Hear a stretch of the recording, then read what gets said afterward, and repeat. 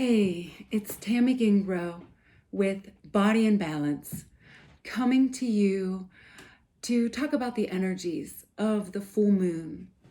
I invite you to my sacred space, which I set up wherever I go, wherever I am, then because of these rituals or just the energetic process of honoring the space, honoring my own heart, my own spirit, and every other spirit as one.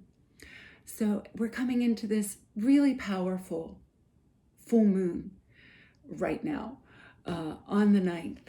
And I am not an astrologer, but I have been really enjoying the study of astrology in relation to yoga, meditation, holistic health, a lot of these things that I already practice. And if you're a person who feels energy, and most of us feel it, some of us recognize. So if you're not able to process the energy that we all feel in healthy ways, it results in different human conditions such as anxiety, depression, fearfulness, other physical ailments. So holistic health, again, is balancing body, mind, emotions, spirit. And the energies of the moons and the planetary alignments affect us and provide opportunities for us. We hear a lot about transformation right now. Well, Pluto is predominant in the astrology at this time, and I'll link to some astrologers that I absolutely love if you want to learn more about that. But the energy of Pluto at this time is essentially transform or die. And as a planet, we're recognizing that that is absolutely the case. We cannot continue with many of the practices that we've outgrown, and we've outgrown them a long, long time ago. It's time for each and every one of us to accept personal responsibility for our personal and planetary transformation.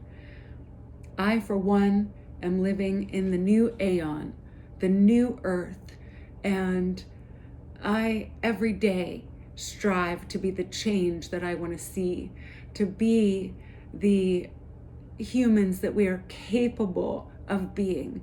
And there is mad support for all of us right now on a spiritual and energetic level. And more of us really coming out and saying, let's do something. Let's hold hands and let's reimagine and revision, revise the neighborhood that we want to live in, the household that we want to live in.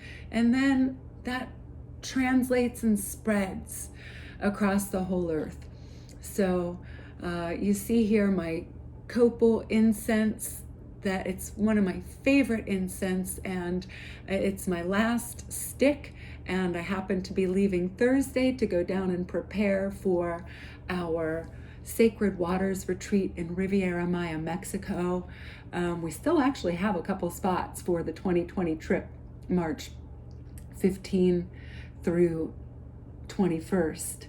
So reach out if you're interested. It will be a transformational retreat over the spring equinox, immersing ourselves in the elements and entering through the portal in our own heart to unveil and let our pure radiance shine unashamedly, knowing really and truly who you are and why you came.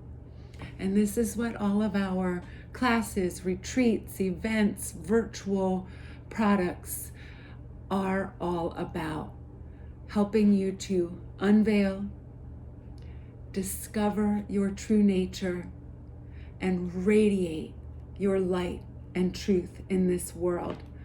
A smile is worth so much. Let the smile in your heart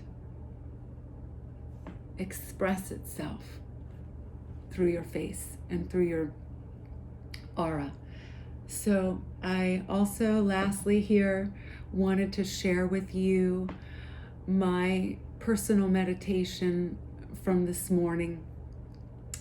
I've been working with the Anubis Oracle again, and Tahote, many people know Tahote as Thoth, but Tahote is the architect of wisdom and enlightenment.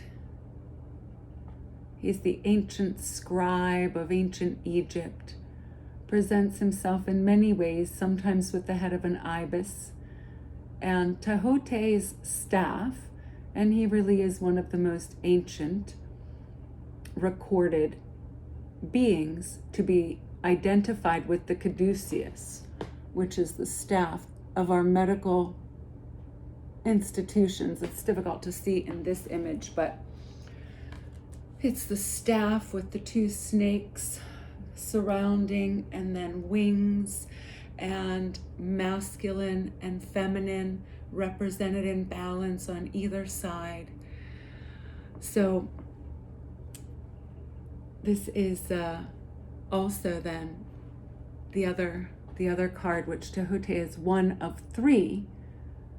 Trines are always especially powerful, and here Tahote is with Ma'at, mother of all truth, and Kephara up there in the sky, the beetle who spins the earth and protects the earth, protects the energies and the atmosphere and what can come in and leave from earth.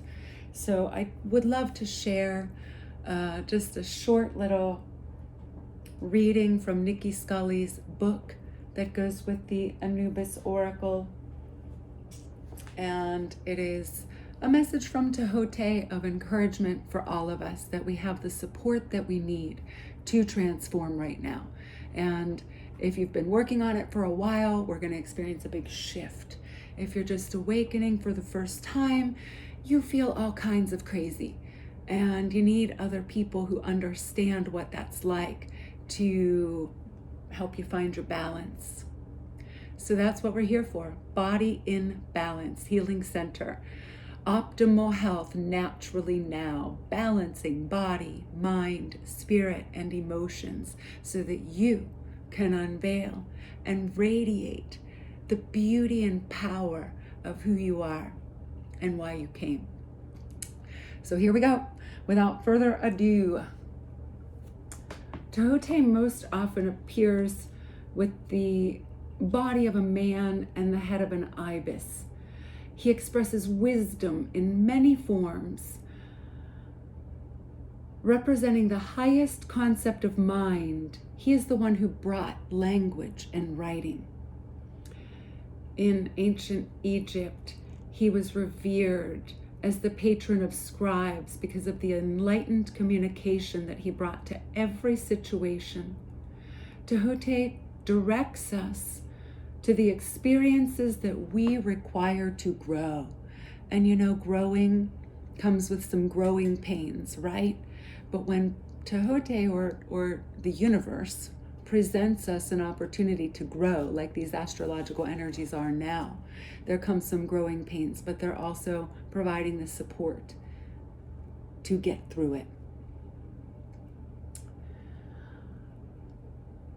And Tahote helps us to do it with playfulness and humor.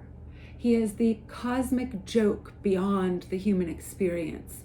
He brings levity and even lightheartedness to this task, so we can therefore feel lighter, because we know that we're going to have the grace to get through it with some humor.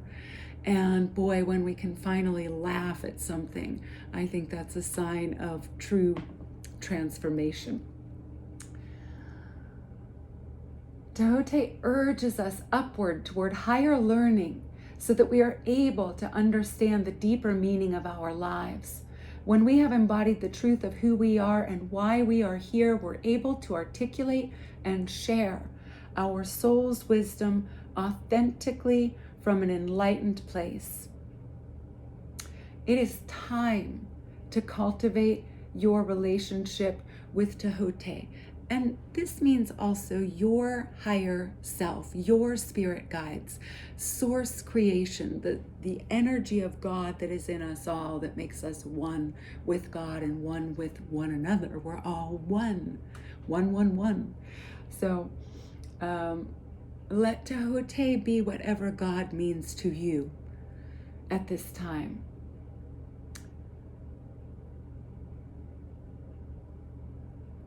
When we have the embodied truth of who we are and why we are here, we're able to articulate and share our soul's wisdom authentically and from an enlightened place. And that's where Ma'at and the truthfulness comes in. When you're coming from the truth of your own heart, nothing can stand in your way. A new level of guidance is available.